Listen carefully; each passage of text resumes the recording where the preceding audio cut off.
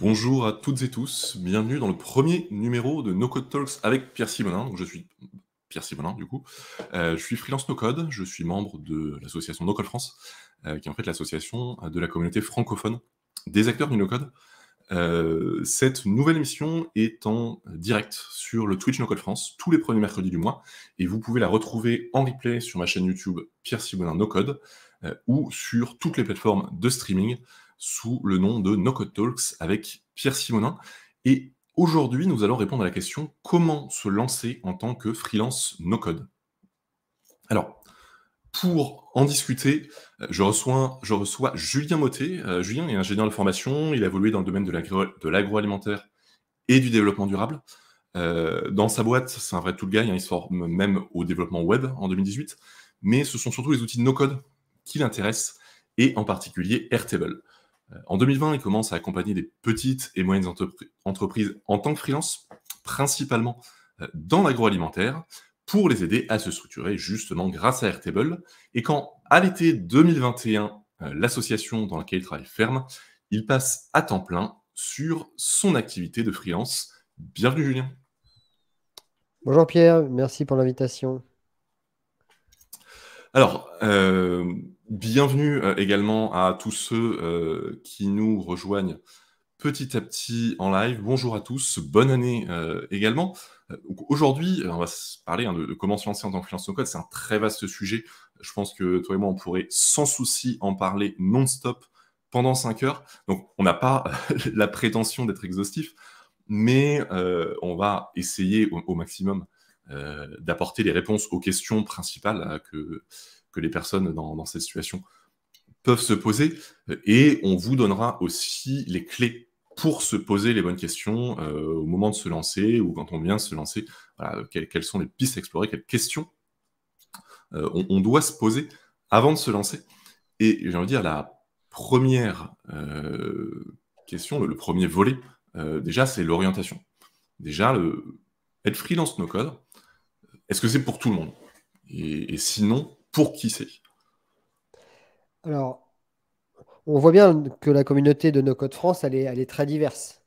Il y a des gens qui ont effectivement un profil tech ou ingénieur à la base, mais pas que. Des gens comme Lilian n'est pas un ingénieur, il n'a pas fait de diplôme d'ingénieur du tout.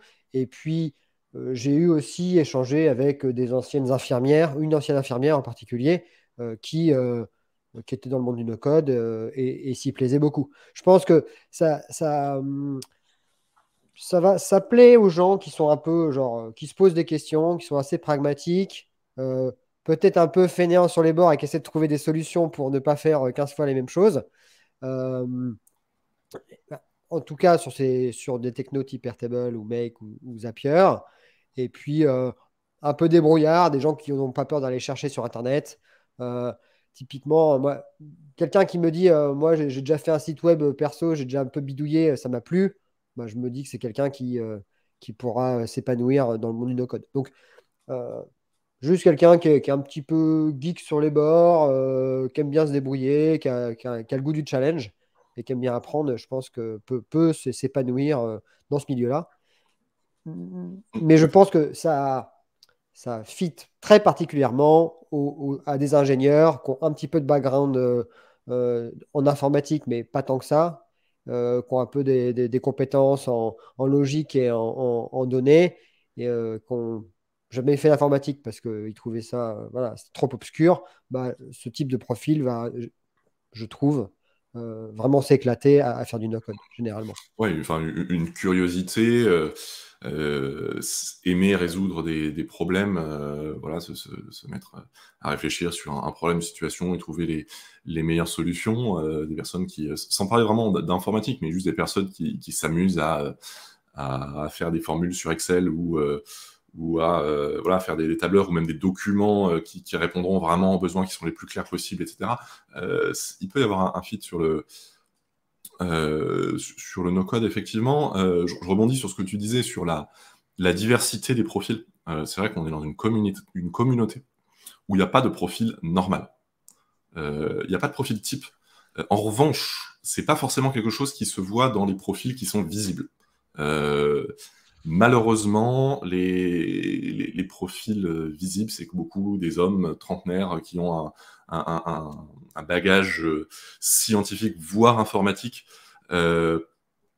Et c'est un peu dommage. Et je dis ça, bon, on est on est deux hommes trentenaires à en parler, donc c'est pas forcément une bonne chose en termes de représentation et de diversité, mais je tenais à t'inviter toi pour ma première émission. Mais voilà, la première chose que j'avais envie de dire, c'est que n'ayez pas peur de ne pas correspondre au moule ou au modèle que vous vous faites d'un freelance ou d'une freelance no code.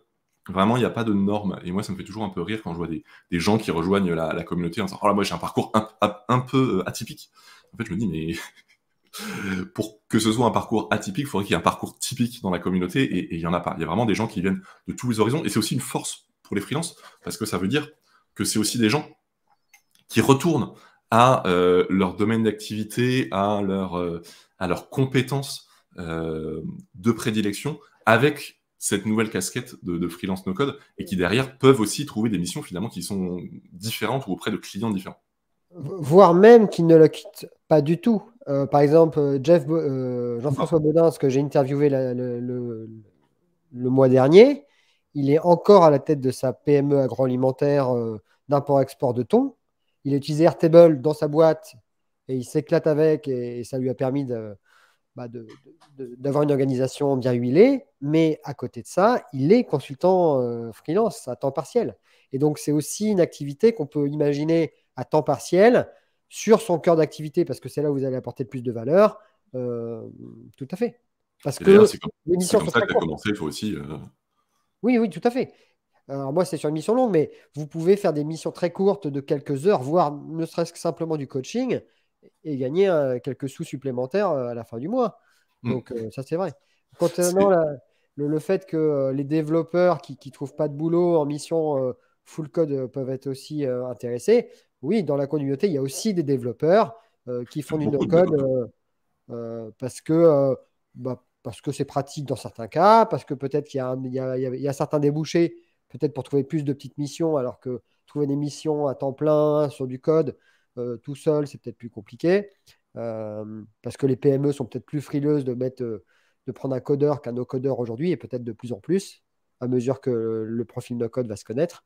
Donc oui, ça peut correspondre à tout le monde.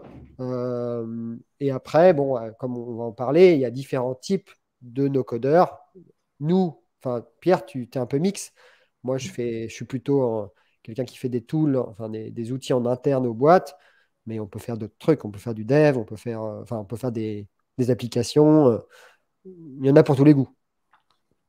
Euh, oui, totalement. Il y a vraiment une diversité de métiers. Après, on a parlé un peu de ce qui faisait qu'on pouvait être attiré vraiment par finalement plus par le métier du no-code que par le statut de freelance. Faut voir aussi que le statut de freelance en lui-même n'est pas forcément pour tout le monde non plus. Il y a forcément un besoin enfin, une nécessité d'autonomie si vous avez vraiment besoin d'avoir un cadre très bien fixé pour travailler, ben, peut-être que le freelancing est pas pour vous. Il y a aussi, j'ai envie de dire, enfin, le fait de ne pas avoir besoin de revenus conséquents immédiats. Alors, c'est moins le cas si on se lance justement en parallèle, et ça c'est un bon point, mais si vous vous lancez en freelance no code à temps plein là maintenant, vous attendez pas à faire, je sais pas combien de dizaines de milliers d'euros de chiffre d'affaires sur votre première année. C'est pas comme ça que ça marche. C'est quelque chose de progressif. Il faut le temps que l'activité démarre et s'installe. Et une fois que la machine est lancée, a priori, il y a largement matière à en vivre. Mais voilà, c'est pas quelque chose qui arrive du jour au lendemain non plus, même si vous faites les choses bien. Et alors, on parlait de freelance, mais hier, j'ai interviewé Arthur Soustrel, et lui, il est plus freelance, il est associé à Baudouin, pour des raisons aussi, il est très jeune, donc il y a des questions de légitimité sur le marché, ça, c'est réel, c'est-à-dire quand on a 22 ans, on peut avoir les compétences techniques et avoir du mal à se vendre à des chefs d'entreprise, et notamment de PME, ça peut se comprendre. Et donc lui, il avait un petit peu le syndrome de l'imposteur et un manque de confiance en lui. Donc lui, il s'est associé à une autre personne Donc ça, c'est aussi une possibilité de se dire rapidement, je ne veux pas être tout seul, je veux être, je veux être dans un petit groupe, dans un collectif de freelance pour taffer. Donc aujourd'hui, il y a des solutions aussi hybrides. On peut être freelance et dans un collectif. Et donc, les missions peuvent arriver autrement que par soi-même, lorsqu'on sent qu'on n'est peut-être pas armé et on n'a pas la confiance en soi pour aller se vendre seul à des clients. Bon, c'est peut-être, on rentre peut-être dans la Non, deuxième mais partie. c'est un très bon point. De toute façon, cette légitimité qui est à la fois forcément quelque chose à trouver. Il faut trouver des moyens de se donner une légitimité et en même temps qui peut être un frein qu'on se met à soi-même. Un certain nombre de débutantes et débutants ont tendance à avoir un besoin démesuré de légitimité et de jamais trop oser franchir le pas parce que ils se sentent jamais assez prêts. Voilà, il faut aussi un peu casser les barrières qui peut y avoir là-dessus. Après, sur la question, plus généralement, sur la question comment savoir si c'est fait pour moi, je veux dire, c'est simple. Non, c'est pas simple parce que c'est un sujet très vaste et complexe, mais il y a des moyens accessibles pour le faire. Déjà, l'échange avec d'autres freelances. Voilà, contacter des freelances sur le Slack No Code France, poser des questions sur le canal d'entraide freelance sur le Slack No Code France, aller à la rencontre des personnes lors des différents événements qui sont régulièrement organisés dans la communauté, poser des questions, c'est déjà une bonne manière de vous projeter. Et aussi, j'ai envie de dire, tester. C'est possible de tester en parallèle de votre activité. Alors, bon, sur le cumul d'activités, il y a quelques subtilités législatives et il faut s'assurer que ça ne pose pas de problème avec votre employeur. Donc, il faut quand même vérifier ça. Mais potentiellement, c'est possible on va dire, de lancer quelques bouteilles à la mer pour des premières missions, tester, et puis à ce moment-là, vous voyez, est-ce que c'est quelque chose qui vous correspond et dans lequel vous éclatez. Après, là, il y a aussi la question, quel techno, quel métier à la fois, comment trouver ce qui va vous intéresser, et puis en même temps, qu'est-ce qui est viable? Quels sont les métiers qui sont porteurs? Aujourd'hui, je vois les échanges et des questions dans le chat à ce sujet. Déjà, ça me paraît important d'aimer ce que vous faites. N'allez pas vers un métier ou une techno parce que vous vous dites bon, c'est porteur, il y a plein de missions, moi je vais y aller alors que vous n'avez pas de passion particulière pour le métier. Donc, déjà, il y a la passion, et puis après, est-ce que le secteur est porteur, je sais que déjà sur tous les sujets, tous les métiers, il y a des gens qui en vivent. Donc, c'est déjà une bonne chose à savoir, c'est que des clients, il y en a, j'ai envie de dire qu'il y a même probablement plus de demandes que d'offres. Donc, c'est aussi à vous, ça ne veut pas dire que tous les freelances pourront s'en sortir, mais c'est à vous d'aller trouver votre positionnement sur les sujets. D'ailleurs, on peut peut-être lister on parle des métiers. On ne va pas faire une liste exhaustive des outils, c'est impossible, mais on peut parler des grands métiers, on va dire, qui existent. Donc, il y a les ops internes. Ça se fait avec des outils comme Airtable et Make, qu'on pratique beaucoup avec Julien, mais aussi Notion, Coda et beaucoup d'autres outils. Il y a du développement de web app, c'est beaucoup Bubble, mais ça peut aussi être du Xano, du WeWeb, etc.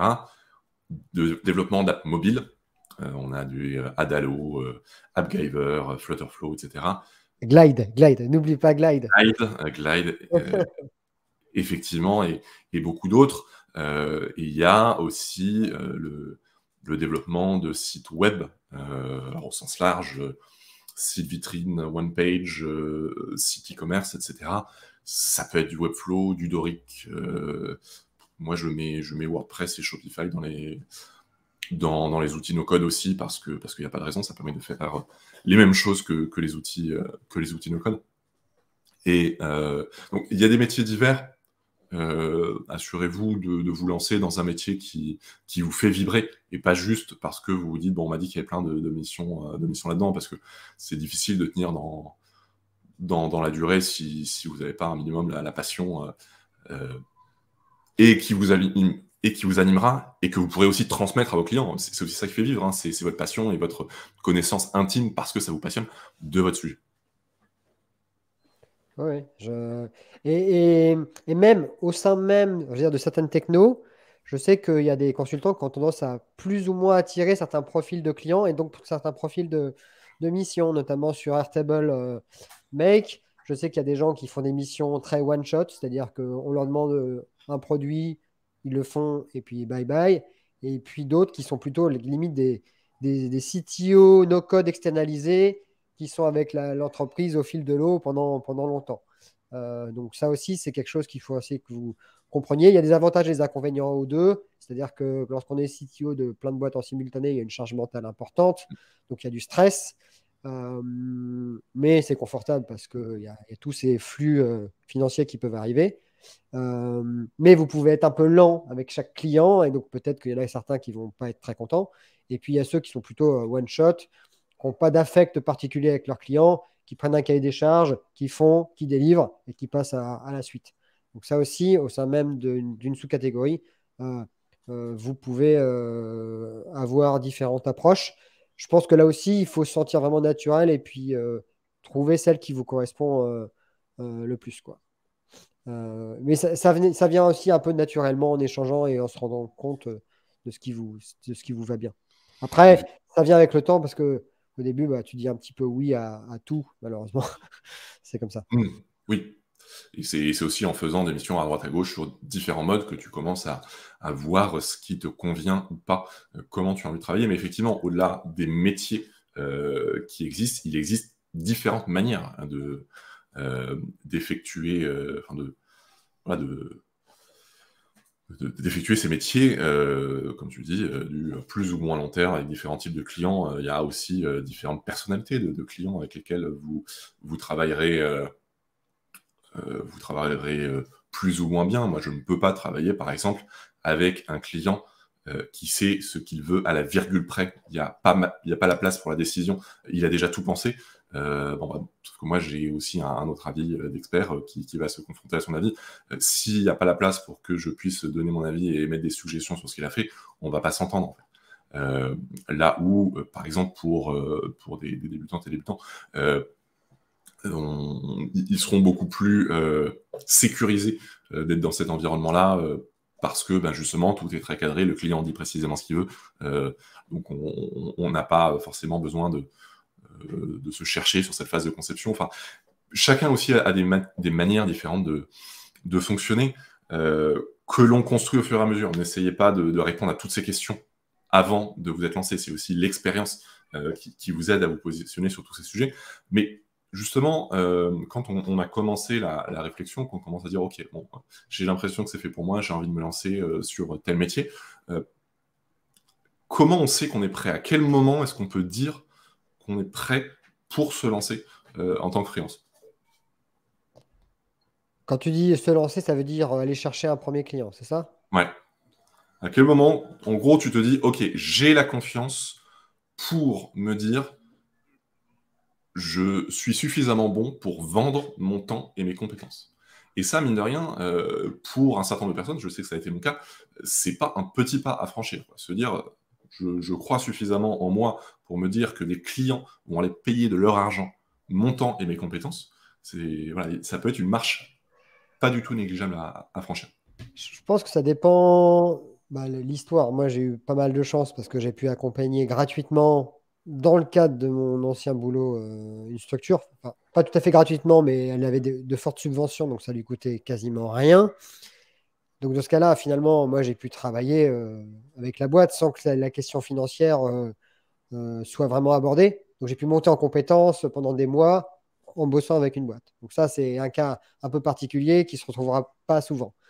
Aujourd'hui, je pense qu'un truc qui peut être intéressant, c'est un espèce de freemium ou au sens où, avec Airtable, on peut monter un petit module qui apporte beaucoup de valeur très, très, très vite. Donc finalement, euh, je pense qu'on peut dire aux gens, enfin, si vraiment vous avez du mal à vous vendre et vous savez, vous n'avez pas de track record, enfin, vous n'avez pas de mission derrière vous, rien n'empêche de faire quelques heures gratuites. Et juste pour donner la confiance à la personne, lui faire son module genre 2-3 heures, ça suffit quasiment. Et puis après, vous facturez. Donc vous pouvez faire des deals comme ça, si c'est ça qui vous met en confiance, de dire, bon, bah, moi je suis d'accord je suis nouveau, je suis d'accord pour faire 3 heures et gratuit. Et si tu veux continuer, après, c'est tant, tel montant. Alors, je ne sais pas si des gens ont déjà fait ça. Moi, j'imagine que je ferais peut-être ça. Je ne sais pas si ça fonctionne. Donc ça, c'est une idée. Sinon, c'est travailler gratuitement pour le club de foot, le club de tennis, et essayer de mettre en place des choses dans le cadre associatif autour de vous, ou pour un frère ou une sœur qui a une petite PME. Ça, c'est une autre approche. Après, si vous êtes un très bon sales, bah, vous pouvez aussi survendre ce que vous avez déjà fait et dire que vous avez déjà fait alors que vous n'avez pas fait et apprendre sur le tas pendant la mission. Car le no-code permet aussi ça, tellement on peut aller vite en apprentissage. Voilà. Donc, et dans ce cas-là, ne vendez pas de gros projets, vendez des tout petits éléments techniques que vous imaginez que vous allez pouvoir faire, pas plus de 2-3 jours, et vous irez d'étape en étape, vous allez vous prendre confiance. Mais dans tous les cas, il faut de la pratique, il faut de la pratique avec des gens en face, des clients ou des copains, ou des gens qui ont des problèmes, en gros. Et une fois que vous aurez résolu les problèmes de une, deux, trois personnes, bah, ça aidera. Une idée, c'est de faire ça notamment sur nos codes France. C'est-à-dire que si vous avez des gens qui mettent des problématiques qu'ils ont sur les chaînes, comment faire en no-code, ou sur Airtable, ou sur Make, ou sur une autre techno, et que vous y répondez, et que les gens vous disent merci parce que plusieurs fois vous leur apportez de la valeur, bah, pour moi, je pense que ça vous permet de gonfler aussi votre confiance en vous pour vous dire, bah, moi, j'apporte de la valeur à des gens. Et donc, a priori, je dois pouvoir les faire payer pour ça. Pour moi, c'est vraiment le point clé, c'est j'apporte de la valeur. N'allez surtout pas chercher la perfection, de toute façon, elle n'existe pas. Vous avez probablement des choses à apprendre, mais la confiance, c'est déjà la confiance que, oui, là, en l'état, je suis capable d'apporter de la valeur à des gens. Bon, de préférence des gens qui ont moins d'expérience que vous sur vos outils, ça vaut mieux. Si vous avez commencé Airtable il y a un mois et que vous commencez par aborder une boîte qui fonctionne avec Airtable depuis 3 ans, ça va être dur. Peut-être que vous n'aurez pas toutes les réponses à leurs soucis, quoi. Mais effectivement, il y a vraiment... Est-ce que j'apporte de la valeur? C'est le point absolument fondamental. Et à ce point un peu contre-intuitif on sait qu'on est prêt à se lancer quand on a déjà pratiqué aussi. C'est un peu la question de la foule à poule, mais effectivement, comme tu dis, Julien, se lancer sur des produits à faible enjeu. Alors ça peut être, comme tu dis, des produits gratuits ou presque, enfin des prestations gratuites ou presque, pour des gens que l'on connaît ou pour des gens que l'on ne connaît pas, mais les proches peuvent être un bon moyen d'avoir vos premiers clients aussi, ou vos premiers projets. Si vous connaissez des gens autour de vous qui ont tel ou tel besoin, même sans qu'ils soient forcément décisionnaires, hein, juste vous prenez un moment pour vous poser avec eux, comprendre le besoin, réfléchir à comment y apporter une solution, etc. Ça n'a même pas besoin d'être une prestation formalisée, mais juste déjà vous mettre dans la situation de ce consultant et développeur ou consultante et développeur. Surtout, c'est le fait que en faisant ça, bah, déjà, alors, ça marche vraiment bien avec des problématiques type Airtable ou Make parce que il suffit d'aller trifouiller dans les Excel des gens pour généralement leur trouver des idées, quoi, et leur apporter beaucoup de valeur. Donc, le cas Airtable est assez... Oula. Est assez simple pour ça. Excusez-moi. Il y a des problèmes. Ce que je disais, c'est que donc il y a ce côté où pour Airtable, c'est simple avec les Excel. Et puis, excusez-moi, j'ai perdu le fil, c'est un peu le bordel. On était sur quoi déjà? Oui, ça vous fait des cas d'usage aussi. Vous pouvez, face aux gens, vous pouvez dire, bah, moi, j'ai pas fait de mission avec des vrais clients. Si vous voulez être totalement honnête, vous pouvez dire, j'ai pas fait de mission, mais par contre, voilà, j'ai un tel, il avait un Excel, on a fait ça et ça a fonctionné, et ça m'a pris une journée. Donc, vous pouvez très rapidement avoir un espèce de portfolio, alors que lorsqu'on fait du dev et qu'on doit créer des sites web où ça prend des mois, où c'est très compliqué de se construire un portfolio et d'avoir des choses à montrer. Là, ça peut être très rapide. Les cas clients, ils sont partout, en fait, quand on regarde. Il suffit juste de les identifier et de s'en saisir. Après, il y a aussi deux autres possibilités. La première, c'est tout simplement des projets perso. Moi, je sais que sur Airtable et Make, je suis énormément monté en compétence sur des projets perso. En fait, j'étais déjà freelance avant de me lancer en tant que freelance no-code, et j'ai développé tout mon système de gestion sur Airtable avec Make, etc., en interfaçant avec plein d'autres outils.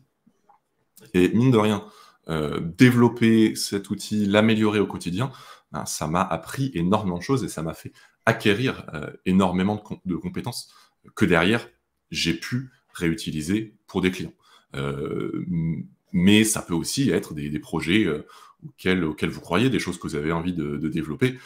Si vous vous lancez sur Bubble et que vous vous inquiétez de ne pas avoir développé d'application, commencez par développer une application. Prenez une idée, prenez un besoin simple, pas besoin de développer un nouveau Airbnb ou un nouveau Facebook, évidemment, mais prenez un besoin simple, apportez-y une réponse élégante, on va dire.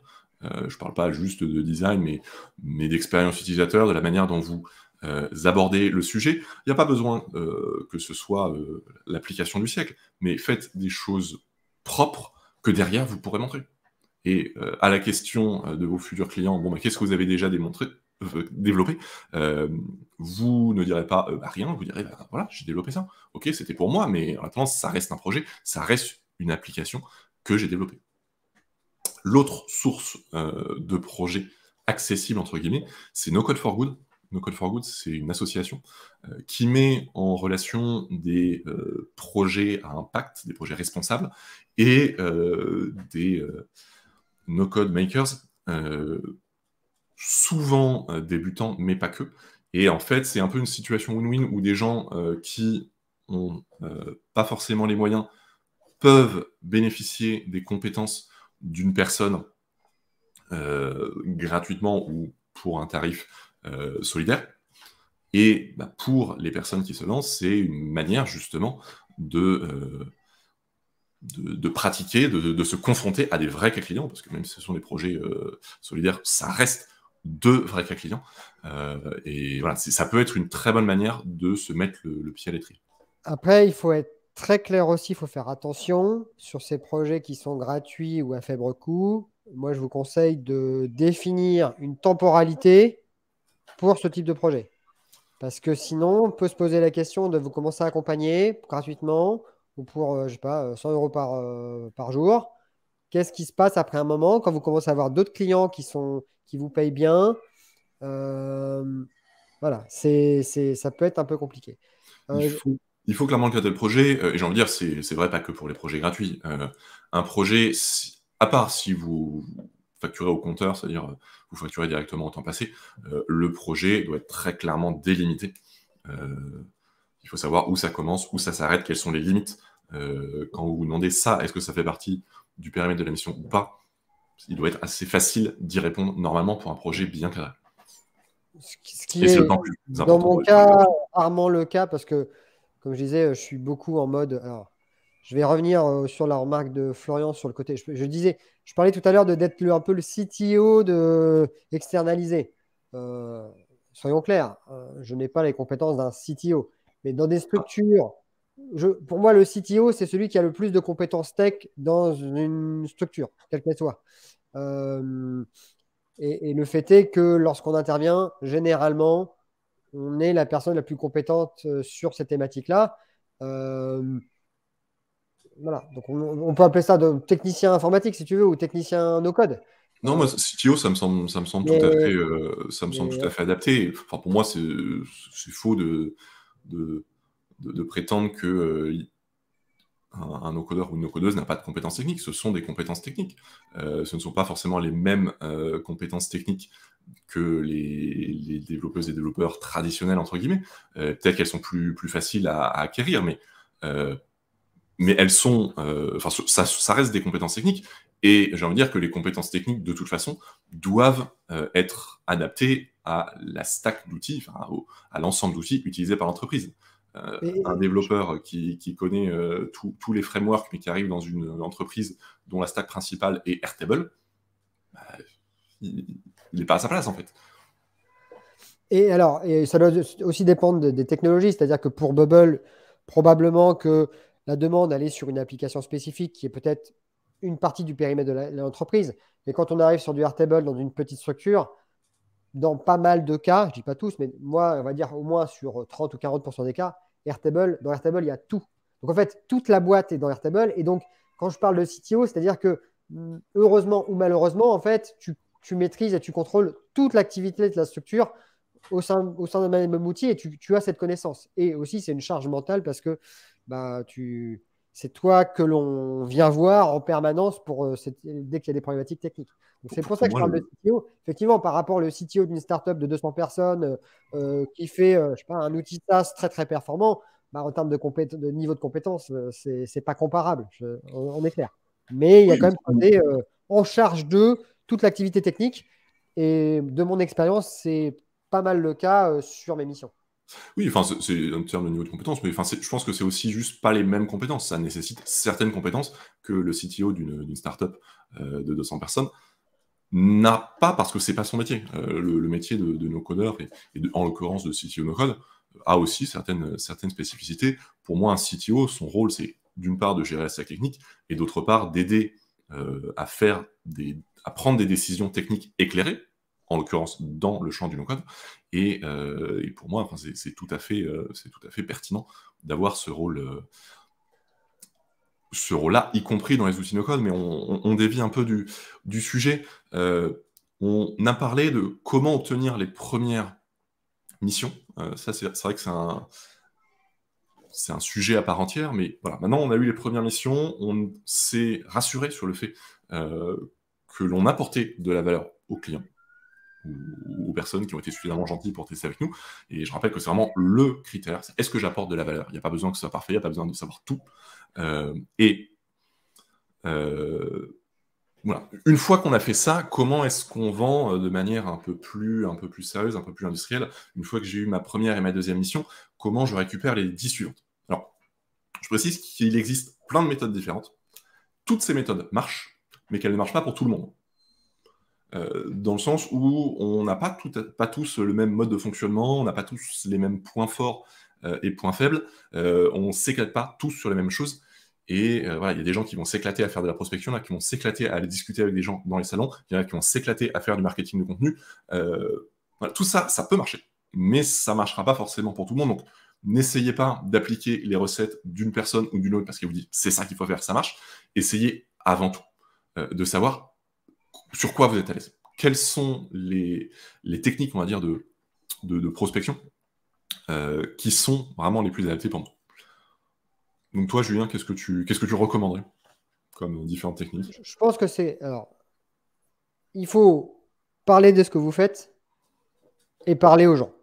Pour ça, voilà. Donc, ça, c'est un super bon point, je rebondis dessus. Et effectivement, juste le premier truc, parlez de ce que vous faites autour de vous. Juste faites un post sur LinkedIn pour dire à votre réseau ce que vous faites, parlez à vos proches. Et en fait, rien que ça, des fois, ça crée des connexions. Et vous allez avoir 5 missions de plus juste comme ça. Alors, et pour parler, là, je te rejoins sur le côté chacun son style. Ceux qui ont besoin d'un petit shoot de dopamine tous les jours ou toutes les semaines, vous pouvez faire des posts LinkedIn. Ceux qui sont plutôt besogneux dans leur coin à écrire des articles de blog, lancez un blog et écrivez des articles de blog. Ceux qui veulent se mettre dans une caméra et faire un peu l'épître en montrant Airtable, comme c'est le cas sur Excel, je ne nommerai pas la personne. Vous pouvez le faire, mais l'important, c'est quand même de montrer ce que vous faites. Prenez ça, parce que je sais qu'il y a beaucoup de techniciens qui disent non, mais ça c'est du marketing, c'est pas mon truc. Prenez ça comme de la pédagogie, soyez pédagogue. Et dites-vous, et surtout ne dites pas ça a été dit 15 fois, ça a été dit 50 fois, on s'en fout, parce que de toute façon, une 51e fois aura toujours de la valeur. Dites-vous que vous serez toujours l'expert de quelqu'un d'autre. Dites-vous qu'un grand expert parlera moins bien à quelqu'un de débutant que quelqu'un qui a 2 mois après être débutant. Parce que vous l'étiez là 2 mois. Donc vous allez utiliser des mots que la personne qui n'a pas commencé il y a 2 mois va comprendre, alors que moi, voilà, je vais parler de roll-up, de look-up, et je vais perdre des gens enfin, très rapidement. Donc, le côté pédagogique, euh, et juste de parler de ce que vous faites, de votre ressenti, de ce que vous avez appris, des interrogations que vous avez, tout ça, en étant juste transparent et juste humble et juste, bah, ça a de la valeur pour les gens parce qu'il y a des petits curieux qui sont juste 2 mois derrière vous, qui disent, ah, il a telle difficulté. Allez, ça intéresse des gens. Et donc, si ça intéresse des gens, alors déjà, il y a ce côté. Donc, ça fait qu'il y a des gens qui vous identifient. Donc, s'ils ont des problèmes, ils peuvent y penser. Et aussi, vous êtes dans la tête des gens. Donc, si leurs frères, leurs sœurs, leurs collègues s'intéressent à ces thématiques, eh ben, peut-être qu'ils vont vous référencer. Et bien souvent, ce n'est pas le premier cercle qui va venir vous parler pour vous demander des missions, mais ça peut être le deuxième cercle. Donc, ça, c'est un point intéressant. Un autre point qu'on a abordé hier avec Arthur, c'est euh, imaginez, si vous ciblez un secteur d'activité particulier, vous cherchez des PME, je sais pas, dans le milieu de l'automobile, par exemple, parce que vous êtes de ce secteur-là. Sur LinkedIn, il y a une petite rubrique qui est super importante, c'est les connexions en commun. Regardez qui sont les connexions en commun avec des entreprises cibles potentiellement. Parce que c'est des façons d'avoir des mises en relation euh, très facilement. Et moi, je sais que, par exemple, Élise, qui sera peut-être invitée ici une fois, en fait, elle travaillait pour une personne de ma famille. Elle voulait faire du no-code. Elle a vu que j'étais en lien. Et donc, c'est cette personne qui m'a dit, est-ce que tu peux pas discuter avec Élise parce qu'elle veut faire du no-code. Et donc, tout est parti de là. Et puis, comme il y avait une référence, bah, c'est plus facile, on discute. Et elle a eu beaucoup de travail très, très, très rapidement. Donc, ce côté de faire jouer aussi ces liaisons faibles que vous identifiez dans les réseaux sociaux ou via directement des gens, c'est très puissant. Et ce qui est important, je pense que c'est aussi d'être très curieux et de ne pas essayer de vendre absolument. Sur Artable, les mecs, ce qui est cool, c'est que euh, bah, ça peut rentrer dans toutes les boîtes où il y a des Excel. Et vous discutez avec n'importe quelle boîte qui a des Excel et vous lui dites ça va, ça se passe bien, les Excel, les gens ils font pas des erreurs en faisant des copier-coller. Rien qu'en balançant ça sur la table, les gens vont commencer à se plaindre, vont raconter 15 histoires où il y a eu des problèmes. Et donc, les propositions que vous allez avoir, en fait, elles vont venir d'elles-mêmes, en fait. Vous allez pouvoir leur dire, bah, ah ouais, tu as eu ça. Bah, si tu veux, il y a peut-être une possibilité de faire différemment. Je peux te montrer, ça va prendre 2-3 heures. Et donc, c'est ça aussi. C'est ça qui est compliqué au début, c'est qu'on a absolument besoin de vendre, on a absolument besoin d'avoir des missions. Et pourtant, c'est l'opposé qu'il faut faire, c'est-à-dire oublier qu'on a besoin de missions et juste aller voir des gens de façon authentiquement curieuse, d'aller comprendre leurs problèmes, de poser des questions. Ce que vous allez proposer ne viendra que si la personne semble intéressée, quoi. Je pense que c'est important. Qu'est-ce qu'on a dit aussi pour les autres missions? Oui, valoriser tout ce que vous faites, c'est-à-dire que vous pouvez écrire, vous pouvez faire une vidéo avec l'un de vos clients ou même avec votre sœur que vous avez aidé pour qu'elle explique quel était le problème et comment vous l'avez résolu. Tout ce qui est use case, ça plaît beaucoup, beaucoup, beaucoup, beaucoup aux gens. Et je sais que beaucoup, même Arthur, dès que vous faites un petit post avec une photo de make, avec plein de modules make, ça fonctionne. Et que vous expliquez un peu le use case, Arthur, il m'a dit ça. Il a dû faire 10 ou 15 posts où il y avait juste, il a présenté la problématique, il a dit ce qu'il a fait, il a mis une photo de make et il a eu plein de leads qui sont arrivés naturellement avec lui. Par Les, contre, LinkedIn, les visuels marchent très bien. LinkedIn, il y a quand même une certaine inertie parce il faut quand même apparaître dans le paysage pendant un certain temps pour que les gens commencent à avoir de la confiance. Euh, ouais. De L'ordre de toute façon, grandeur, ouais, vas-y. De toute façon, aucune méthode n'est instantanée. Il n'y a aucune méthode qui vous permet d'avoir des clients là, maintenant, tout de suite. Ça Ça prend peut du aller très temps. vite. Ça peut aller très vite. Je pense que Ça peut aller très vite, mais de toute façon, on ne le maîtrise pas forcément. La stratégie contenu est probablement celle qui met le plus de temps absolument. à produire des résultats, mais elle donne l'avantage de continuer à produire des résultats même quand vous arrêtez de faire du contenu. C'est d'autant plus vrai pour les contenus persistants. C'est-à-dire si vous faites des articles sur un blog, si vous postez des vidéos sur LinkedIn, sur YouTube, vous aurez une trace sur Internet qui fera que même quand vous aurez arrêté de partagez tout ça. Il y a des gens qui pourront vous trouver. Après, il y a des médiums qui demandent un peu plus d'engagement au quotidien, enfin plus de régularité surtout, les posts LinkedIn, les newsletters, etc. Mais là aussi, c'est à vous, si vous voulez partir sur une stratégie de contenu, c'est à vous de trouver le format qui vous correspond le mieux, quoi. N'allez pas vous forcer à faire des posts LinkedIn si vous, votre truc, c'est la vidéo, ou si vous voulez pas parler sur vidéo, n'allez pas sur YouTube parce que vous avez l'impression que c'est ce que tout le monde vous dit de faire, quoi. Et aussi, alors on parlait d'être visible de LinkedIn, essayez d'être visible aussi des consultants seniors sur vos technologies. Parce que c'est des gens, on parlait du fait qu'il y avait du taf, c'est ces gens-là qui récupèrent tout le taf en fait, et ils n'ont pas le temps de faire ce taf. Alors certains vont monter des agences, certains vont recruter des freelances, certains vont balancer, juste partager des missions à d'autres. Mais c'est intéressant aussi de montrer ce que vous faites à ces consultants seniors de façon, généralement, il vaut mieux le faire de façon indirecte, c'est-à-dire que si ces gens-là sont sur LinkedIn, si vous postez des trucs, ils vont le voir. Ou si vous les mettez sur les channels, sur No Code France, ça se verra aussi. Mais c'est intéressant d'être identifié quand même comme quelqu'un qui, voilà, qui techniquement parlant, tient la route. Et peut-être que effectivement, sur la partie, quand on débute, on n'a pas de clients et ça prend du temps. Mais si on a un petit peu, voilà, on est identifié par les seniors, ils peuvent vous fournir du travail. Il y a pas mal d'indépendants qui recrutent des freelances pour faire des parties de mission. Donc, Complètement. montrez-vous. Je vois le temps qui file, on va clore cette partie. Donc juste pour récapituler, il y a différentes stratégies de contenu, de vente, qui ne sont pas forcément faites pour tout le monde. Vous ne pourrez pas les poursuivre toutes, vous n'allez pas pouvoir tout faire, il va falloir sélectionner, ça ne veut pas dire que vous ne devez en choisir qu'une seule. Donc vite fait un tour d'horizon de ces possibilités. Déjà, j'ai envie de dire, il y a une source de missions passives qu'il serait dommage d'ignorer, c'est les plateformes. Voilà. Inscrivez-vous sur les plateformes freelance. Moi, toutes mes premières missions venaient de Malte. Maintenant beaucoup moins, mais Moi, j'en ai eu aucune.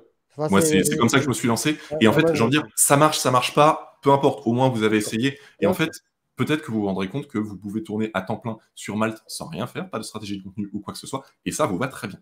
Donc, essayez ça. Vous pouvez aussi vous rapprocher de certaines agences qui travaillent avec des freelances. Je pense par exemple à Allegria, à Cube. Ce sont des agences qui ont des gens en interne, mais qui aussi peuvent travailler avec des freelances. Et il y a des processus de sélection qui sont pas forcément aussi contraignants qu'on pourrait l'imaginer. N'allez pas penser qu'ils ne recrutent que des experts absolus et que vous n'avez aucune chance. Si vous touchez un peu votre bille et que voilà, vous êtes justement, comme on le disait un peu plus tôt, capable d'apporter de la valeur, ça peut suffire pour certaines agences ou certaines missions. Après, il y a la prospection vraiment pure et dure, c'est faire du cold emailing à des personnes, c'est aller faire du networking dans des réseaux d'entrepreneurs, dans des événements, etc. C'est aller faire de la prospection LinkedIn en direct. LinkedIn, pour vendre, il y a vraiment deux utilisations. C'est soit je vais envoyer des messages à des gens que j'ai sélectionnés, de préférence de manière pertinente. Moi, quand il y a des gens qui me contactent en me disant « Bon, je vais vous parler de vos problématiques de recrutement à moi, freelance », bon, c'est pas très pertinent comme prospection. Et l'autre possibilité, c'est la stratégie de contenu avec des posts. Mais voilà, il y a plein de manières aussi de faire de la prospection. Et après, le contenu, on en a déjà parlé. Une dernière manière également, c'est la communauté. Soyez actifs sur les forums des outils que vous utilisez. Soyez actifs sur le Slack No Code France. Pas avec pour intention de vendre. Si votre seule réaction au message, c'est « je peux t'aider, ça coûtera tant, allez bien », personne ne va vous acheter et vous allez rapidement vous faire détester. C'est vraiment dans une intention d'aider les gens. Vous êtes là, vous avez une compétence, les gens ont un besoin, vous êtes en mesure de répondre à ce besoin avec vos compétences. Allez-y, et de fil en aiguille, vous allez avoir des leads qui vont tomber. Là aussi, c'est pas immédiat. Il suffit pas de répondre à 2 questions pour avoir un lead qui tombe, ou alors vous avez du bol. Mais pour des gens qui sont assez actifs sur le Cercle No Code France, notamment, je pense par exemple à Xavier qui me disait que la majorité de ces missions aujourd'hui tombent justement via la communauté No Code France. Donc voilà, c'est des choses qui sont également possibles. Donc pour répondre aux questions que je vois dans le chat sur les plateformes, moi la seule plateforme qui a marché, c'est Malte, mais il en existe plein. Il y a freelance.com et tout un tas d'autres, je les connais pas forcément. J'ai envie de dire qu'une recherche Google vous renseignera mieux que ce que je peux vous dire. Mais voilà, il en existe un certain nombre. Pour finir sur ce sujet de la vente, juste une question. À combien on vend, et notamment un ou une freelance qui débute, à quel TJM? TJM, c'est le taux journalier moyen, c'est ce que vous facturez par jour. À combien est-ce qu'on commence? Alors, il y a ce que j'en ai vu et de ce que j'ai fait moi. L'ordre de grandeur de ce que j'ai vu, c'est 350 ou 400 euros pour commencer. Même si vous regardez sur Malte, généralement, ça tire vers le bas les prix. Mais voilà, c'est l'ordre de grandeur pour moi, entre 300 et 400 euros pour commencer. Ça me paraît être des bonnes valeurs. Mais ça, c'est très, très, très aussi lié au type de mission que vous allez faire. Une mission qui dure 2 jours, c'est pas la même chose qu'une mission qui dure 3 mois. Ça sécurise pas le même montant d'argent. Les clients, si vous travaillez dans le domaine, je sais pas, du luxe ou dans le domaine de l'agroalimentaire, c'est pas les mêmes clients et même la taille de l'entreprise impacte beaucoup. Vous travaillez avec un solopreneur dans le monde de l'impact ou vous travaillez avec une PME de 200 personnes qui fait de la haute technologie, c'est pas pareil non plus. Donc je pense que moi je pense que le conseil à donner, c'est donner le prix avec lequel vous êtes confortable, mais pas en dessous de 300 euros. Pourquoi? Parce que il faut quand même que vous viviez en fait, et qu'il faut se rendre compte qu'en dessous de 300 euros par jour, en fait, c'est très compliqué de vivre en tant que freelance. Soyons clairs. Euh, Ouais, j'aurais tendance même à dire, mettez un peu plus que le prix avec lequel vous êtes confortable. Beaucoup de Mais c'est pas simple, parce qu'on n'est pas vont avoir confortable. tendance à se brader. Euh, ne le faites pas. Ne le faites pas parce que déjà, ça vous aidera pas forcément à mieux vous vendre. En fait, le prix, ça donne de la crédibilité aussi. Si vous vous vendez à 100 euros au jour, par exemple, il y en a qui le font, ben, vous n'êtes pas crédible pour la plupart des clients. Et en plus de ça, vous allez attirer des gens pour les mauvaises raisons. Et c'est en général les pires clients qu'on récupère comme ça. Si vous êtes prêt à vendre vraiment pas cher, allez du côté de No Code for Good, vous ferez des choses qui ont du sens pour des tarifs effectivement pas très élevés, mais au moins vous ferez des choses qui ont du sens et avec des clients qui effectivement n'ont pas les moyens pour des bonnes raisons. Moi, je dirais vraiment 350-400 euros pour commencer. Après, ça peut évidemment monter, mais ne vous dévalorisez pas. Ça ne vous rendra pas service. Mais et même le côté monté en prix est une vraie problématique parce que déjà, il y a les anciens clients qui vont être à ces prix-là d'origine. Et donc, vous n'allez pas vouloir. Enfin, quand il y a un rapport émotionnel, c'est compliqué de monter les prix. Enfin, c'est peut-être pas la thématique du jour, mais enfin, peut se il y a des gens aussi qui disent d'essayer de mettre, si vous faites des contrats avec vos clients, de mettre une clause pour qu'il y ait une renégociation des TJM tous les ans. Comme ça, Ouais. vous êtes au clair sur le fait que vous allez pouvoir rediscuter de cette thématique parce que la montée en compétences, elle est très rapide. Et donc, ce que vous faisiez en 3 heures, bah, au bout de quelques mois, vous allez le faire en 1 heure ou voire en une demi-heure. Et ça, pour le coup, non, a priori, bah, ça doit impacter le TJM. Donc, donc voilà. Mais le fait de mettre des clauses, ça peut aussi vous sécuriser sur le fait que vous allez être confortable sur le fait d'aborder la thématique du TJM avec des anciens clients qui vous ont fait confiance au début et avec lesquels vous dites ah, j'ose pas aller lui parler de ça. Bah, au moins, c'est décidé depuis le début. Voilà, je pense que c'est bien.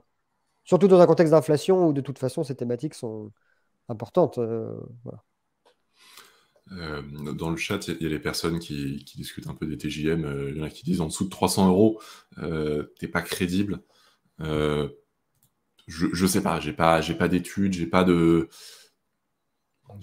seuil là comme ça à donner, mais effectivement, la plateforme Malte elle-même communique beaucoup sur le fait que il faut éviter d'être trop peu cher parce que ça vous dessert vous, mais ça dessert aussi la profession dans son ensemble. Ça dévalorise en fait les compétences. Après, voilà, il y a une remarque sur le fait que bon, 150 c'est bas, mais 1500 quand même, comment on peut facturer ça? Après, c'est aussi une stratégie, à partir d'un certain niveau, facturer très cher, ou du moins afficher qu'on facture très cher, parce que il y en a qui affichent un prix à 1500 mais qui ne pratiquent jamais ou presque. Mais en fait, c'est une manière de montrer qu'on est très compétent. Si je suis le seul à être à 1500 euros, ça doit vouloir dire que je suis le meilleur. Voilà, Et il y c'est a, il y a- il y a un autre point aussi à 1500, c'est-à-dire que à 1500, les gens vont peut-être pas vous prendre 40 jours. Ils vont peut-être vous prendre une demi-journée. Et là, on arrive sur des chiffres qui, de mon point de vue, par rapport à ce qu'on apporte en une demi-journée d'Airtable, dans certains cas d'usage, où les 750 euros peuvent être absolument justifiés et que les gens sont prêts à payer ce type de montant. Parce que mine de rien, 750 euros, si on divise, allez, il y a 3h30 pour la demi-journée, on divise par 3,5, ça fait 225 euros de l'heure de coaching ou de consulting. C'est pas si énorme que ça actuellement. Voilà. Donc, 1500, ça paraît énorme, mais généralement, c'est pas des missions qui durent 6 mois, quoi. C'est là aussi où peut-être les choses sont différentes quand on facture à 1500. Parce que ce qui se passe aussi, c'est quand tu es expert à 1500, les gens qui vont venir te chercher, c'est pas ceux peut-être qui veulent un produit qui va prendre 2 mois. C'est des gens qui font du Airtable, qui ont des besoins très spécifiques pour résoudre des problèmes. Et après, en plus, ils vont être autonomes. Et donc, ils sont prêts à payer 500 balles la demi-journée pour qu'ensuite ils puissent travailler 2 mois tout seul en ayant en plus appris des choses pendant la demi-journée. Donc, pour moi, c'est juste, on compare des choses qui ne sont pas comparables parce que 150, c'est pas les mêmes choses qu'on fait à ces prix-là, en fait. Oui, donc complètement. C'est après, enfin, ne commencez pas à 1500 euros, hein, vous serez pas crédible, mais voilà, c'est des choses qui sont logiques et qui en fait peuvent être un peu contre-intuitives, voire choquantes quand on est marre, mais qui font partie du fonctionnement du métier dans son ensemble. Euh, c'est bien qu'en fait les experts soient à 1500 euros. Enfin, je dis ça, moi je suis pas du tout à 1500 euros, mais c'est bien qu'il y ait des gens à 1500 ou à 700 euros, parce que ça veut dire qu'en fait ils ne sont pas en concurrence directe avec vous si vous débutez. C'est aussi simple que ça. Donc voilà, c'est différents niveaux de prix, c'est aussi différents types de clientèle, et ça veut dire que chacun peut trouver sa place. Il y a énormément de questions et de remarques hyper intéressantes, mais on va pas avoir le temps de tout prendre malheureusement. On va passer à l'organisation. Un point rapide sur la structure juridique. Structure juridique, c'est micro-entreprise, SASU, EURL, etc. Toi, tu recommanderais quoi, Julien? Ça aussi, ça dépend des gens. Ça dépend. Il Bonne y a des réponse. gens. Non, mais c'est-à-dire que Je t'aurais envoyé les trucs si tu m'avais répondu une réponse ferme et définitive. non, moi je suis auto-entrepreneur parce que l'administratif, c'est pas trop mon truc. Et puis que je me sentais pas de.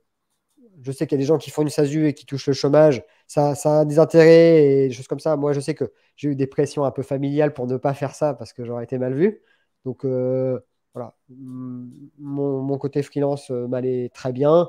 Et puis en France, on a la chance d'avoir ce statut qui peut être mis en place en quelques heures et qui, d'un point de vue administratif, demande genre 3 heures par mois, quoi, même pas. Donc c'est assez extraordinaire pour ça. Donc moi, j'aime mon statut de freelance et je pense que je le garderai jusqu'au bout. Et puis après, bah, je trouve que voilà, j'y vais par étapes. Là, je suis freelance. Bon, quand j'aurai tapé 2 années consécutives les plafonds, et ben, je passerai à autre chose. Je réfléchirai à quel statut il me faut. Il y a aussi cet enjeu de se dire, est-ce que j'ai envie de recruter des gens? Ça, c'est un point important. Moi, le fait est que j'ai pris la décision de ne pas recruter des gens parce que c'est un autre type de métier, de manager, de recruter même des freelances que je paierai. Dans ce cas-là, le statut d'auto-entrepreneur n'est pas le bon et il vaut plutôt être en SASU. Donc, il y a des gens qui sont en SASU.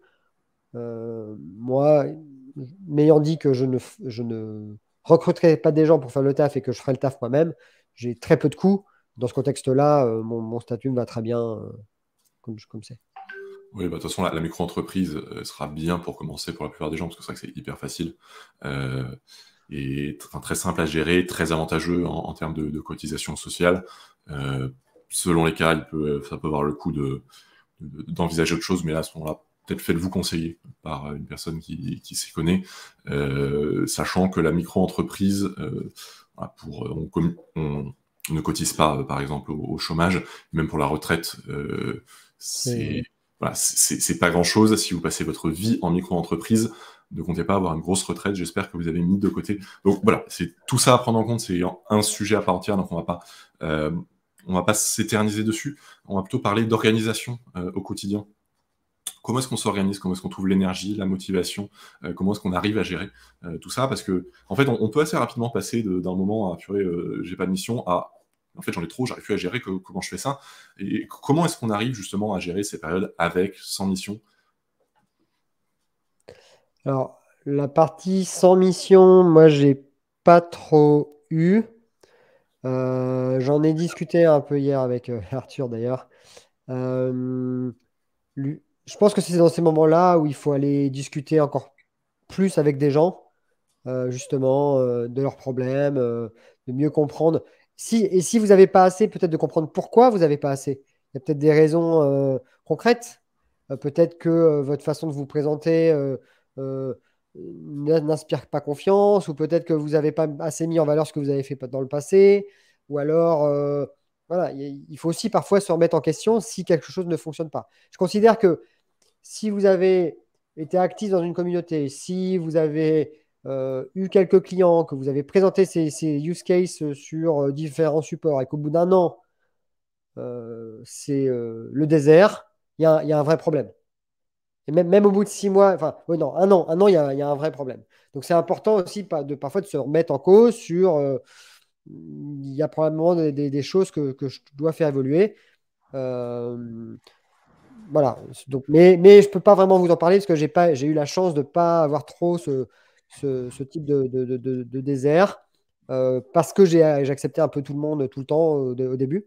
Après, c'est plutôt moi le problème, c'était le problème inverse, de se dire comment je fais pour ne pas avoir trop de missions et faire un burn-out, par exemple. Là, disons que j'ai donné des missions à d'autres freelances. D'où la question de la confiance qu'on peut avoir avec d'autres personnes. Euh, Ça, c'est un premier point. J'ai appris à monter mes prix. Je me suis fait même coacher pour ça, pour essayer parce que j'avais trop de mal de me dire, il faut que j'augmente mes prix. Et après, c'est aussi ouais, recruter des gens, monter une agence. Il y a différentes stratégies pour gérer cette question des clients. Il y a aussi la sélection des clients qui doit se faire, de se dire, bon, bah, au bout d'un moment, j'ai fait 3 4 missions, j'ai eu 3 4 types de clients différents. Quels sont ceux qui me plaisent, quels sont ceux qui ne me plaisent pas. Par exemple, moi, j'ai pris la décision de ne plus aider les solopreneurs ou les boîtes qui se lancent. Pourquoi? Parce que je considère que quand on lance une boîte, bah, si on ne maîtrise pas déjà le cœur du réacteur, c'est-à-dire un peu sa base de données et ses données centrales, et qu'on est dépendant de quelqu'un, qu'on doit commencer à payer chaque mois plusieurs centaines, voire plusieurs milliers d'euros, ça va mal se passer. Et en discutant avec pas mal de gens, les gens enfin, sont un peu d'accord avec moi. Euh, c'est dur à la fois pour la boîte, parce qu'elle se rend dépendante d'une personne qui maîtrise toute sa boîte, toute leur boîte. Et il peut être vraiment réactif, sauf que la personne peut avoir d'autres missions en simultané. Et donc, bah, peut-être qu'elle ne va pas être aussi réactive que la toute petite structure l'exige. Et de l'autre côté, au niveau du freelance, eh ben, il y a ce côté que peut-être que pour être payé, ça va être compliqué parce que les fins de mois sont compliquées pour la petite structure. Il ne va pas répondre en temps et en heure, donc il se sent un peu coupable. Je considère que si vous lancez votre projet vous-même, si vous maîtrisez pas Table et que vous n'avez pas envie d'apprendre et que c'est. Bah, faites de l'Excel, quoi. Faites de l'Excel et puis allez taper les limites d'Excel et puis on verra plus tard quand vous aurez des fonds ou associez-vous avec quelqu'un qui maîtrise les aspects techniques, quoi. C'est un peu. J'allais dire, la barrière à l'entrée technique, elle est plus faible. Vous n'avez pas besoin de trouver un développeur en tant que CTO aujourd'hui. C'est ça aussi le point. Euh, Quand je donne une mission, ouais, il y a Sunlight qui demande si je prends une commission. Aujourd'hui, je ne prends pas de commission. Il y a... Après, il faut voir, faut discuter. Parfois, il y a des gens qui prennent 10%. Peut-être qu'il y a des fois où je prendrai 10%. Euh, à voir, mais bon, quand je connais les gens, pour l'instant, j'ai pas pris de commission. Voilà. Après, dans l'organisation au quotidien, pour trouver l'énergie d'avancer, moi, il y a deux choses qui sont essentielles pour moi. Enfin, là encore, c'est quelque chose de personnel. Je dis pas que c'est la même chose pour tout le monde, mais la première, c'est de trouver des routines. Ayez des habitudes, des plages fixes sur lesquelles vous bossez, etc. Si vous dites que le lundi après-midi, vous faites de la prospection, ou que le mardi matin, c'est de l'administratif, ou que... Enfin, voilà. Et ayez des plages fixes.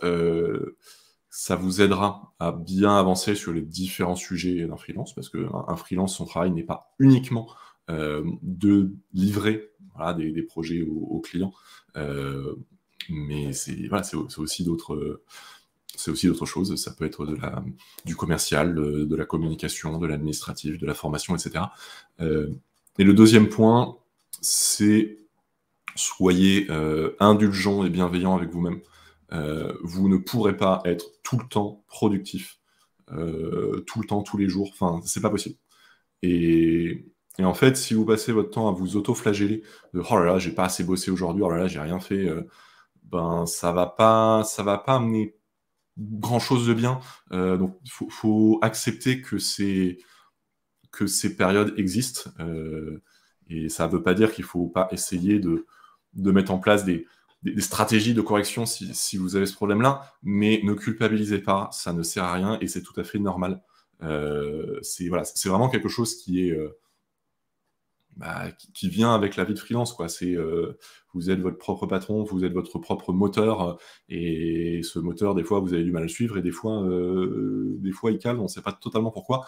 C'est comme ça, acceptez-le. Vous ne pourrez pas, enfin, ne croyez pas les gens qui vous disent qu'ils sont en permanence hyper productifs, etc. C'est pas possible de toute façon. Il y a des hauts, il y a des bas. Quand on est employé, les bas, on en profite pour aller à la machine à café. Quand on est freelance, on est tout seul face à son écran, à se dire purée, j'arrive pas à bosser. Ça fait partie du taf. Un autre point, Un point. un autre point que je trouve important quand on a des clients, essayez autant que possible de bloquer des demi-journées ou des journées complètes avec vos clients. Parce que, parce que de mettre une heure par-ci par-là, des réunions partout dans la semaine, essayez de mettre une journée où vous mettez toutes vos réunions si possible. Parce que sinon, c'est très facile de zapper. Quand on saute d'un client à un autre, on peut vite passer une heure sur LinkedIn entre les deux. Ou voilà. Puis en plus, même pour vos clients, vous pouvez leur dire tel jour, est-ce que tu seras disponible? Comme ça, tu sais que tu peux les contacter. Et puis ton Google Calendar, il est clean, c'est tel jour, tel jour, tel jour, tel jour. Tu as des grandes plaques. Alors que si c'est que des petits créneaux partout, je sais parce que je suis passé par la première étape avec les petits créneaux. Je suis passé par la deuxième étape où j'avais mes grandes plages où ça allait bien. Et en ce moment, j'ai mes petits créneaux et c'est chiant. Et il faut que je retrouve le rythme de remettre mes grandes plaques. Donc, je trouve que ça change beaucoup les choses lorsque vous dites aux gens, bah, voilà, je bloque que des demi-journées ou des journées, quoi. Et pas que des heures par-ci par-là, parce que ça va vous dégommer votre planning et votre façon de travailler. Enfin, moi, c'est mon ressenti. Ouais, donc complètement, c'est vrai qu'il y a aussi des limites à fixer, hein, avec les clients et parfois avec nous-mêmes, euh, pour, pour que les choses se passent bien. Moi, par exemple, c'est mon Calendly euh, qui dit à mes clients à quel moment je suis disponible pour un call ou pas, etc. Par exemple, maintenant, je prends plus du tout le call le lundi matin. Le lundi, j'avance. Et je veux pas être distrait par des calls. Donc, j'ai vraiment quelques plages dans la semaine qui sont dédiées aux calls clients. Je ne prends pas les calls de mes clients qui m'appellent comme ça. Bon, à part certains que je connais, je sais que s'ils m'appellent, c'est qu'il y a une urgence. Mais voilà, faites de l'asynchrone, ne laissez pas les clients vous imposer leur rythme. Moi, j'ai aussi une règle qui m'a beaucoup aidé, c'est que je me dis que je ne suis pas là pour rattraper les retards que les clients prennent. Les clients sont toujours en retard. Toujours en retard quand ils doivent faire un retour sur votre proposition, quand ils doivent faire un retour sur une chose que vous leur avez envoyée, quand ils doivent vous envoyer tel élément absolument essentiel sur lequel vous ne pouvez pas bosser. Alors je dis toujours, évidemment, il y a des exceptions, mais c'est la très grande majorité des cas. Si vous vous imposez de rattraper le retard, on a dit qu'on faisait ça en 3 semaines, sauf que le client a mis 2 semaines à m'envoyer tel élément, bon, je vais essayer de le faire en 1 semaine. Bah non, on a dit qu'on le faisait en 3 semaines, il met 2 semaines à l'envoyer, on le fera en 5 semaines. Voilà. Il y a vraiment une responsabilisation et une part des responsabilités à faire entre le client et le prestataire. Le prestataire fixe un cadre, il donne des conditions. Si le client ne respecte pas ces conditions, c'est pas à vous de porter sur vos épaules la responsabilité de tout, que tout soit fait, que tout soit fait à temps, etc. Voilà, si chacun ne fait pas sa part, vous ne pouvez pas faire des miracles. Enfin, voilà. Pour moi, c'est vraiment essentiel parce qu'on peut se mettre la pression et se prendre la tête. Vraiment, moi, je sais que je me rendais malade avec certains trucs et à un moment, je suis stop. Ça ne peut plus continuer comme ça. Donc, ouais, sur l'organisation, sinon, Après, il y a le. Ouais. je suis pas quelqu'un de très organisé. Donc, en fait, si moi j'ai réussi, je pense que beaucoup de gens peuvent y arriver. Enfin, c'est. Il n'y a pas besoin d'être une personne vraiment carrée dans tout ce qu'elle fait, etc. C'est vraiment pas nécessaire. Mais il faut se donner le cadre dans lequel on s'épanouit et on fonctionne bien. En fait. Et un point qui peut jouer, c'est le lieu de travail. Est-ce que vous travaillez de chez vous? Est-ce que vous prenez un coworking pour avoir un lieu dédié au travail, pour avoir des échanges avec des gens, etc. Est-ce que vous allez travailler chez le client dès que c'est possible? Là, il n'y a aucune bonne réponse. Ne croyez pas les gens qui vous disent qu'il faut faire ça. Là, ça va vraiment dépendre de vous. Moi, je bosse de chez moi, j'en suis très content. Il y a des personnes qui deviendront dingues si elles font ça. Vraiment, donc, j'ai envie de dire, testez, essayez différentes choses et voyez ce qui vous correspond le mieux et qui servira le mieux votre équilibre. Écoute, je pense qu'on a balayé un peu tous les sujets avec un peu de retard, parce qu'il y avait vraiment beaucoup de choses à dire. On va finir peut-être avec quelques idées reçues éventuellement. Est-ce que tu as des idées reçues, toi, Julien, que tu vois sur le freelancing ou sur les freelances no-code, et qu'il te paraît urgent de dynamiter? Des idées reçues. Bonne question. Je vais commencer en te laissant Vas-y. réfléchir. La première idée reçue, j'en ai déjà un peu parlé, mais enlevez-vous de la tête que pour être freelance, il faut être expert. L'expertise, ça vient avec des années d'expérience. Vous pouvez pratiquer dans votre coin autant que vous voulez, vous pouvez faire toutes les formations que vous voulez, vous ne serez jamais expert tant que vous ne serez pas confronté au marché. Donc, apporter de la valeur, c'est vraiment la première chose à voir.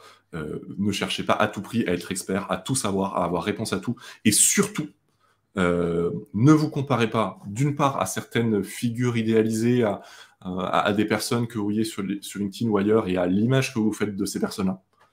Ça sert à rien de se comparer, tout le monde est différent. Et leur vie n'est peut-être pas aussi idéale et parfaite que vous l'imaginez ou qu'ils essayent de le faire croire. Ne croyez pas sur parole les success stories que vous voyez sur LinkedIn, les chiffres qu'on vous avance. Voilà, la fin d'année, début d'année, il y a beaucoup de gens qui ont sorti leurs chiffres. Dites-vous que tous ces gens qui sortent leurs chiffres, dans le meilleur des cas, c'est parce que c'est juste ceux qui réussissent qui sortent leurs chiffres. Ou dans le pire des cas, c'est qu'il y a des gens qui se font un peu mousser et qui sortent des chiffres gonflés. Voilà, il y a des gens qui vont dire oh là, moi, au bout d'un mois de freelancing, j'ai généré 10 000 euros de chiffre d'affaires par mois. Ah non, en fait, tu as généré 10 000 euros sur un mois, ça ne veut pas dire que tu fais 10 000 euros par mois. Peut-être que les 6 prochains mois, tu vas faire 0 euros, en fait. Donc, ne croyez pas à tout ça, il faut remettre les choses en contexte. Ne vous comparez pas. Est-ce qu'il y a matière à en vivre? Oui. Est-ce que tout de suite, vous allez vous sortir un chiffre d'affaires annuel à 6 chiffres? Non. Ça va prendre du temps. Ma première année en tant que freelance, j'ai fait 15 000 euros de chiffre d'affaires. Et bon, heureusement, j'avais des sous de Pôle emploi à côté, ça m'a permis de vivre. Mais c'est tout. Il faut commencer, c'est normal. Tout nécessite de la patience et de l'expérience et de faire des erreurs et de s'améliorer, etc. Il faut un an, je trouve que c'est bien. Il faut trouver une manière de pas se mettre de pression pendant un an. Enfin, il faut se dire, dans un an, j'essaie un an et dans un an, je on réfléchit à la situation. Mais et pendant cette année, il faut tout mettre en place pour que ça fonctionne.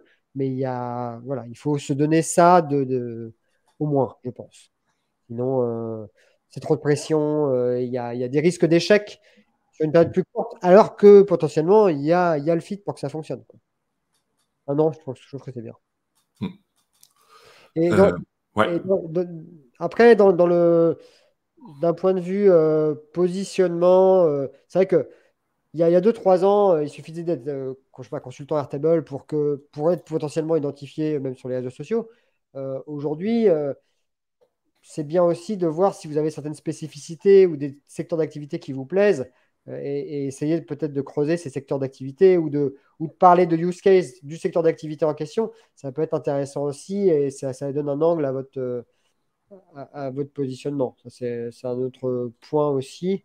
Euh, après, Dans les, ouais. dans les autres idées reçues et erreurs qu'on voit souvent, ne vous concentrez pas non plus uniquement sur la compétence technique. Pour moi, la valeur ajoutée que j'ai auprès de mes clients vient en fait beaucoup plus dans ma compréhension business de leur fonctionnement, enfin du fonctionnement et des besoins de mes clients, que dans la pure compétence technique. Évidemment, la compétence technique est nécessaire quand on est dans un rôle de conseil et de développement, c'est évident, mais ce n'est pas la seule compétence à développer, ce n'est pas la seule compétence à valoriser. Et peut-être que vous débutez dans le no-code, mais si vous avez déjà une expérience de la gestion de projet, si vous avez une expérience, une expertise sur certains domaines, certaines compétences, c'est quelque chose que vous pouvez aussi valoriser, qui a de la valeur. Et voilà, ne vous dites pas juste oh là là, je suis débutant avec ces outils no-code, je ne pourrai jamais m'en sortir. Ben, c'est une petite partie de l'équation en fait. Et de toute façon, si vous êtes débutant, bah, vous allez progresser et bientôt vous serez plus débutant. C'est de l'autre chacun. Tout le monde a été débutant un jour. Hein, et d'ailleurs, beaucoup de gens que vous voyez, les figures, on va dire, de la communauté, ont été débutants il y a beaucoup moins longtemps que ce que vous imaginez. Moi, j'ai Moi, découvert Airtable il y a 2 ans et demi, par exemple. J'ai développé ma première app Bubble il y a 2 ans. Voilà, c'est assez récent, en fait. ouais. Mais alors, je sais pas si. Là, on est encore sur les préjugés ou on est sur d'autres choses. Oui, bah écoute, Allez, je finis sur le dernier allez, préjugé et on allez. passe à la suite. La dernière idée reçue, c'est d'avoir comme seul indicateur le chiffre d'affaires. Euh, mais en fait, il n'y a pas que le chiffre dans la vie. Pensez aussi à votre équilibre de vie.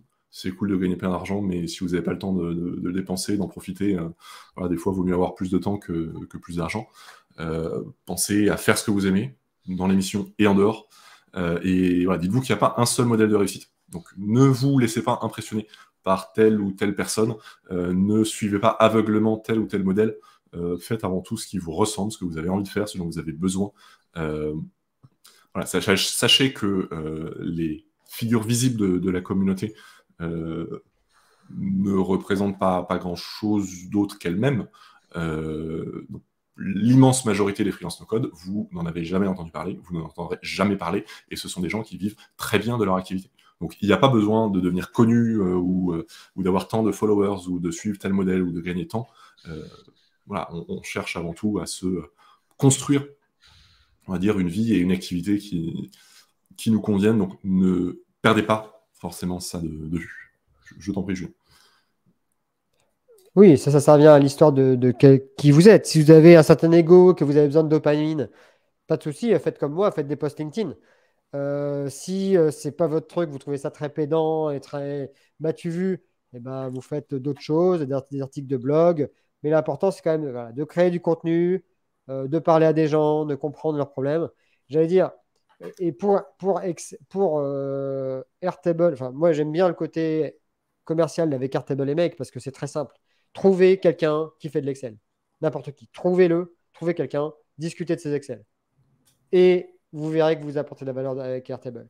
Et trouvez une autre personne avec Excel. Enfin, voilà, ça devrait être juste ça votre travail, c'est de rechercher autour de vous des gens qui travaillent avec Excel au quotidien et de voir s'il y a des problèmes. Et s'il y a des problèmes, le passage sur Airtable, généralement, résout des problèmes internes à des structures.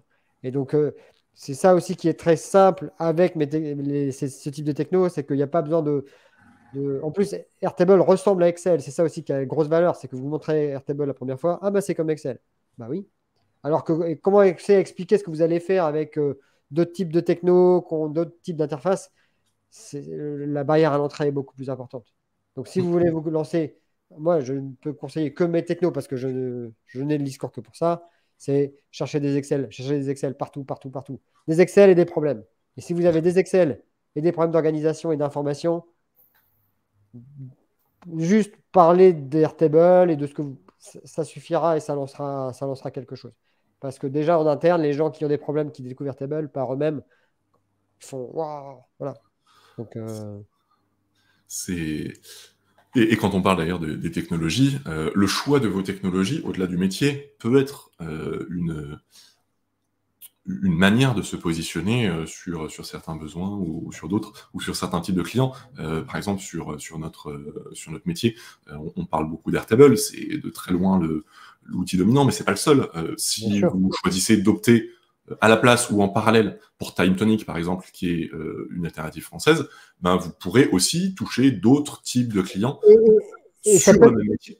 Et puis, ça peut être aussi, on parlait de trouver des clients, se rapprocher des logiciels pour lesquels vous voulez travailler est aussi une solution. Parce que généralement, par exemple, je sais que TimeTonic, ils ont beaucoup de leads entrants. Et donc, si vous choisissez aussi certains outils, ils sont la source aussi de beaucoup, beaucoup, beaucoup de business Mm. potentiel.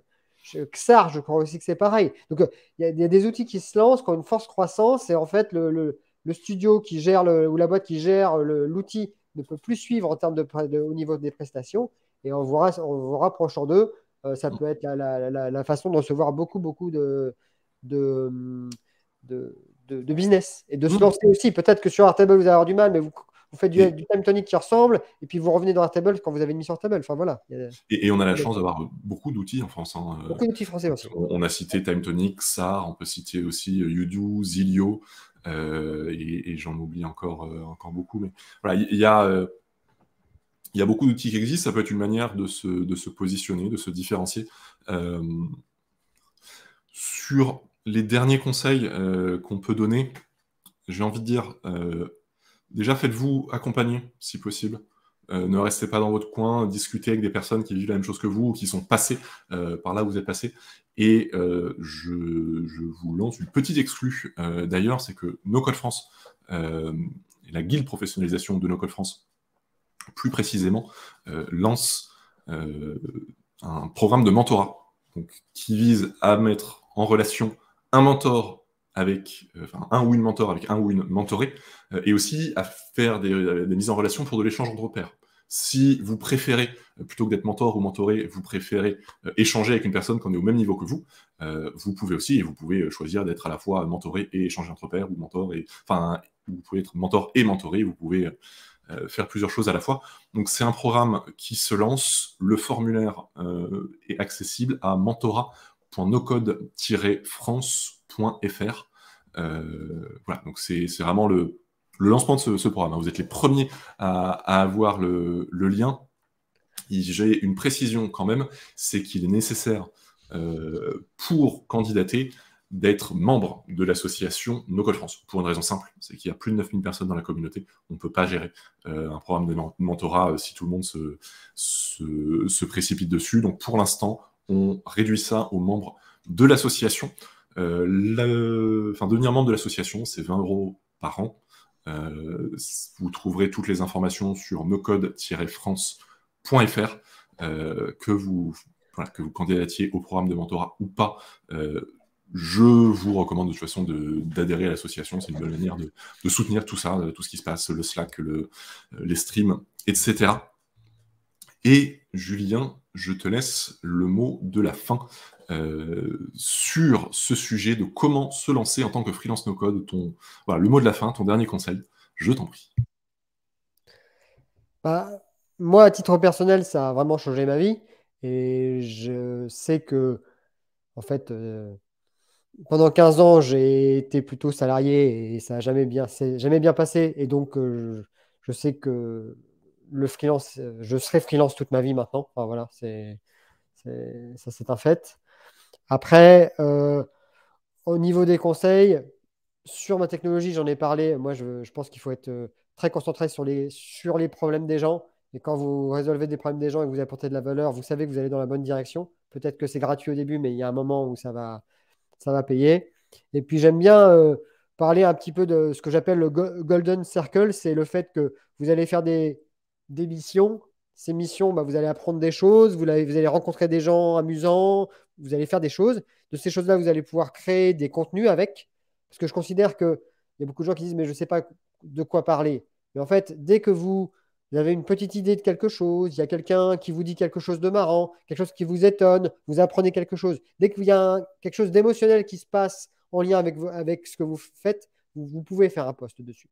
Et donc, faire du contenu, et ce contenu, ça va vous apporter des gens qui vont venir vous parler, des leads, qui vont se transformer en mission, et puis qui vont refaire des aventures et des choses un peu intéressantes, qui vont faire des nouveaux contenus. Et en fait, ça s'alimente et c'est un cercle vertueux. Et effectivement, après, vous avez des choses à raconter toutes les semaines, parce que toutes les semaines, il se passe des choses. Vous bossez sur des sujets avec des gens. euh, et voilà. Et effectivement, au début, quand on ne fait rien, on va parler essentiellement des choses qu'on apprend, parce que c'est les seules choses qu'on a à dire, ou les gens qu'on rencontre, parce qu'on a rencontré des gens super, ou ne serait-ce que j'allais dire, vous pouvez faire un post sur euh, ce podcast que vous avez écouté et ce que vous avez appris, ce que vous avez aimé, ce que vous n'avez pas aimé.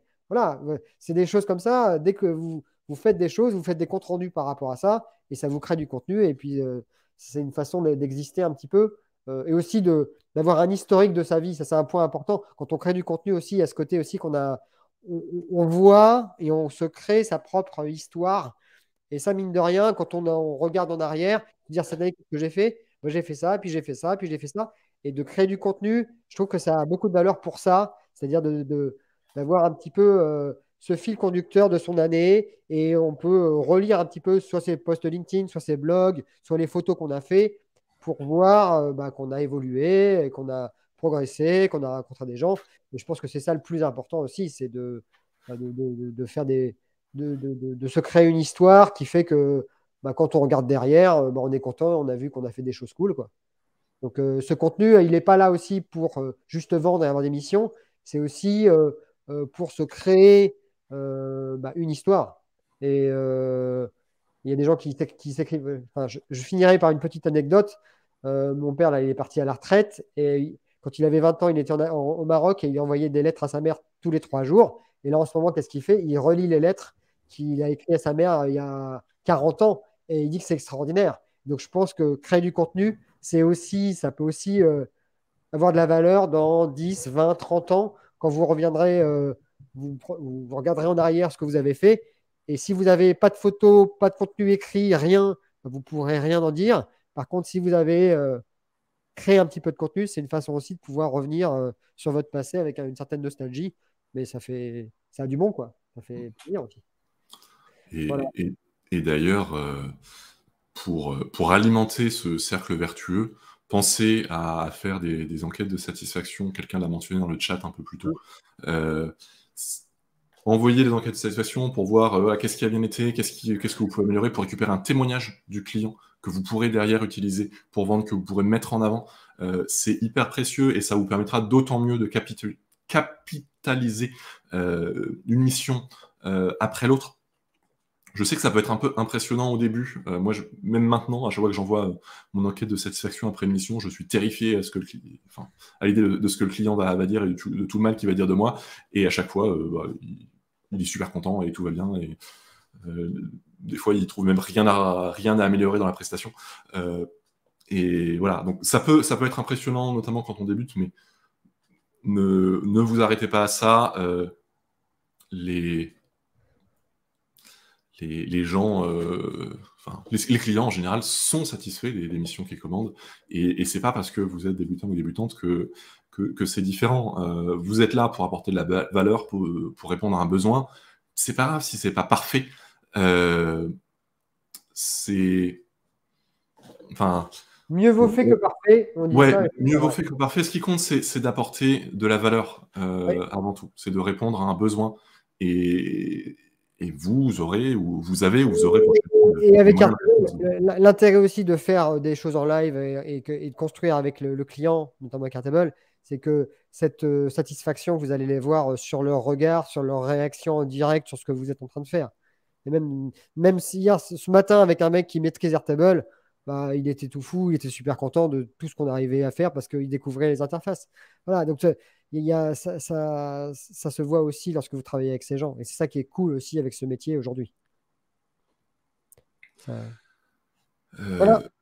Ben, écoutez, merci à tous, à toutes et tous pour cet échange. Merci à vous dans le chat. Merci évidemment à toi, Julien. Voilà, je Merci. précise pourquoi je t'ai invité aujourd'hui, pourquoi j'y tenais. C'est que ça fait plus de 6 mois maintenant, je ne sais plus depuis combien de temps, mais de tous les mois, Julien m'invite dans son émission Airtable Arena, où on peut allègrement discuter avec d'autres consultants et consultantes de notre métier et de nos outils préférés. Et voilà, je voulais renvoyer l'ascenseur et je savais que ce serait intéressant.